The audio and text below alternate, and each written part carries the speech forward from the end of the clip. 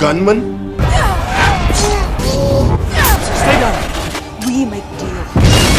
Like and subscribe may look simple to you, but for us, it's very valuable. So make sure to support us, and thank you for watching. The movie starts with a semi-conscious Sawa being taken somewhere against her will. She regains her senses and kills her perverted target in an elevator. Sawa shoots him in the head, and the bullet is so powerful that it creates a hole through his blocking hand and blows his head apart. We then see that she is being followed by a man. We learn that her father was a cop who fought the flesh cartels, but the emir killed him and her mother. Now, she kills them one by one, seeking revenge until they lead her to the emir. Karl Lacker arrives at the scene and meticulously gathers all the details of the incident involving the deceased man named Mikhail Krastov. Karl Lacker is not just any detective. He operates on the fringes of the law, working in a gray area where he supplies Sawa with an arsenal of guns and a variety of drugs. Her narcotic of choice is a substance known as AMP, designed to enhance her abilities as an efficient killer, while having the severe side effect of degrading her memory. To ensure maximum effectiveness, Karl administers the AMP to her via injection, making sure she is always ready for her next deadly mission. Sawa seeks out Vic Thornhill to secure safe passage from her current location. At Vic's hideout, he resorts to torturing Krastov's partner to extract information about the location of a stash of cash. Vic Thornhill, known for his ruthless methods, uses a pen to menace his competitor, Jeppy, threatening to escalate the torture further. After inspecting her purse, Vic proposes that they allow Sawa to showcase her skills to the old man. If he is satisfied, they can proceed with their plans. They then took her to where an elderly man was waiting for her. She appears to sexually please him, but ultimately, she kills him. She then exits the room and eliminates the guard who is waiting for Krastov's partner. Urgently, she attempts to intimidate the partner into revealing the precise time and location of the emir's shipment, but he manages to escape without divulging any information. Despite her relentless pursuit to uncover crucial details, she eventually leaves the location, only to encounter the man who had been following her earlier. Introducing himself as Oburi, he noticed Sawa's distant recognition amid fleeting glimpses of childhood memories. Oburi elaborated on AMP's role in treating PTSD among security forces, highlighting its dual effect of erasing emotional scars and instilling a false sense of invincibility. He earnestly conveyed to Sawa that seeking revenge on the emir would not resurrect her parents. Drawing from a seemingly personal connection, he mentioned knowing her parents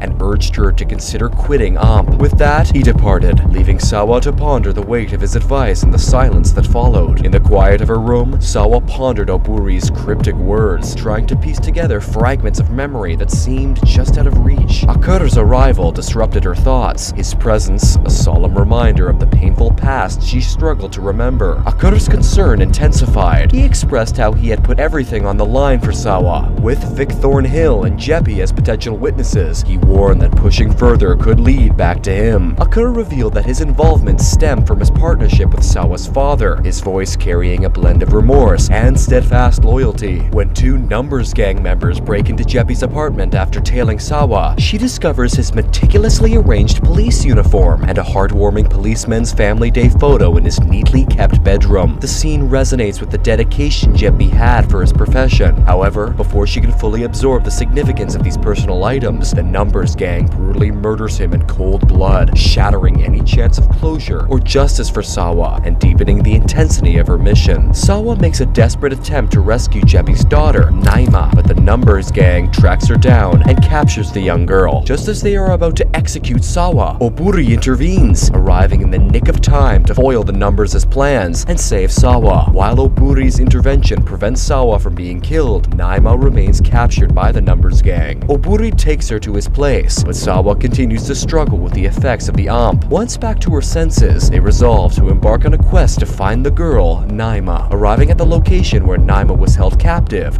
they successfully free her, but their efforts are thwarted by a woman who demands ransom for Naima's release. Sawa engages in a fierce altercation with the woman, during which the woman manages to alert her accomplices. Despite their best efforts, the group manages to escape with both Naima and another captive girl. Akura arrives and observes Oburi taking Sawa to his place through surveillance footage. Enraged, he demands the video to run facial recognition. Akura's frustration stems from seeing Sawa involved with others, fearing it could complicate their mission and jeopardize their safety. After transforming herself into a seductive guise, Sawa smoothly navigates the club scene before swiftly incapacitating a bouncer at Stacky's club with a stun gun. Retreating to a strategic vantage in the restroom, she patiently awaits Staggy's arrival. When he emerges, she decisively eliminates his guards and even his twin brother, demanding crucial information regarding the Emir's upcoming shipment. Amidst the chaos, a lone guard attempts to intervene, but is swiftly neutralized by Sawa's lethal efficiency. As Staggy tries to flee in his sleek black car, Sawa silently slips into the back seat, determined and focused. She calmly but firmly pressures Staggy to spill the details. Reluctantly, he reveals that tomorrow night at 10, 4 girls will arrive at the main container yard in a meat truck disguise. This revelation is crucial, driving Sawa forward with renewed determination and a clear goal in mind. Each word Staggy speaks hangs heavily in the tense air, emphasizing the gravity of the situation for both of them. In a sudden burst of resistance from Staggy, Sawa swiftly grabs her keys and plunges them into his eyes, incapacitating him instantly. The struggle is brief but fierce, ending with Staggy slumping lifelessly in his seat. Sawa wastes no time, swiftly exiting the car and disappearing into the night, leaving behind a scene of stark and unexpected violence. After Oburi safely escorted the girls to a secure shelter, he found himself outnumbered and cornered by adversaries. Despite the odds stacked against him, Oburi deftly evaded capture, slipping away into the shadows with a combination of skillful maneuvering and quick thinking. Akura receives word that the police are analyzing the girls' clothing and the bullet casings. It appears that the weapon used matches the one used to kill Kratsov. The discovery heightens the tension, suggesting a potentially disturbing connection between the recent events and the earlier crime. Akura decides to eliminate the evidence,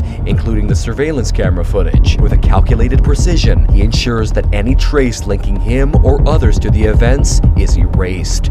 Sawa's mind drifts back to memories of her family, a bittersweet recollection that fuels her resolve. With a determined sigh, she decides to proceed to the scheduled shipment. The thought of justice and closure propels her forward, despite the emotional weight of her reminiscence. After arriving at the container yard, Sawa stealthily infiltrates the premises. As she carefully navigates through the shadows, a sudden movement catches her off guard. A guard spots her. Reacting swiftly, Sawa incapacitates him with a decisive blow, but before she can secure her position, another guard surprises her from behind, striking her unconscious. Sawa awakens in a dim slaughterhouse. Her hands are securely tied, dangling perilously over a vat of boiling oil, heightening the tension of her predicament. They threaten Sawa, demanding that she reveal her employer's name and threatening to submerge her hands into the boiling oil if she refuses to cooperate. After defiantly refusing to disclose her employer's name, Sawa swiftly turns the tables on the guard. With a surge of adrenaline, she seizes the opportunity, overpowering him with a sudden, decisive strike. Spotting a nearby knife sharpener, she grabs it and forcefully drives it up Vic Thornhill's nose, swiftly neutralizing his threat and ensuring her escape with ruthless efficiency. After dispatching Vic Thornhill with brutal efficiency, Sawa breaks free from her bindings and enters into a fierce battle with the remaining guards. Despite the overwhelming odds, she taps into her training and resourcefulness, using every advantage to outmaneuver and outpower her adversaries. With determination driving her every move, she skillfully evades capture and disappears into the shadows, leaving behind a scene of chaos and resolute determination.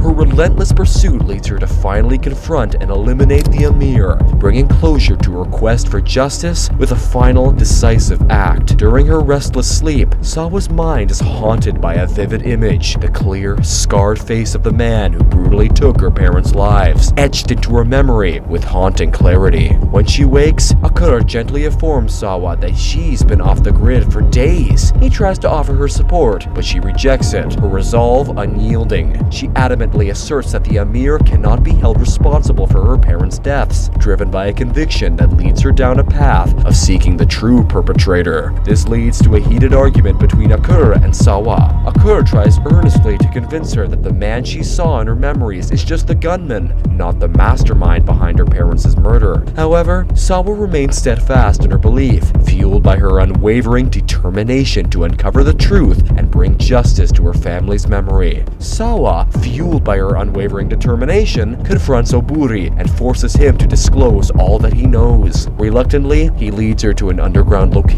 and points her towards a specific spot. As she steps forward, her heart races with a mix of anticipation and dread. There, standing before her, is Officer Breedlove, the man whose scarred face has tormented her dreams. He holds the key to unraveling the mystery behind her parents' tragic fate. Breedlove's gravelly voice recounted their shared history, explaining how her father had been his friend and colleague. He detailed the impact of sulfur mustard and the disappearance of state weapons after the government's collapse, along with thefts from their unit. In a moment of raw emotion, Breedlove's voice quivered as he confessed the truth. He revealed that he hadn't pulled the trigger, his words heavy with burden of years spent carrying guilt and regret. His anguished tone betrayed the depth of his suffering. Breedlove disclosed how his son had been used to silence him, manipulating his life and orchestrating events to obscure someone else's wrongdoing. He urged her to confront the mastermind who had twisted her memories and fabricated a false reality to manipulate her. As she stepped outside, it dawned on her that Oburi had been the one who rang the bell that night her parents were killed. The realization hit hard. Before they could process the revelation, Karl Akur suddenly appeared, gun drawn, standing ominously before them. Akur fired an op dart at Sawa, the impact visibly weakening her as she struggled to maintain her composure. In a tense confrontation, Akur escorted Oburi with lethal intent, but Breedlove intervened, firing at Akur. Despite his effort, Akur fatally shot Breedlove. Sawa, seizing the moment, finally had her opportunity and aimed to kill Akur. However, she chose to leave justice to the police, opting not to take matters into her own hands. In the final scene, Sawa and Oburi seek refuge at Naima's safe house, finding solace in reminiscing about their shared past. And with that, the movie ends. We hope you enjoyed our recap. Watch other recaps on the screen. Like the video and subscribe to our channel for more amazing recaps. See you in the next one.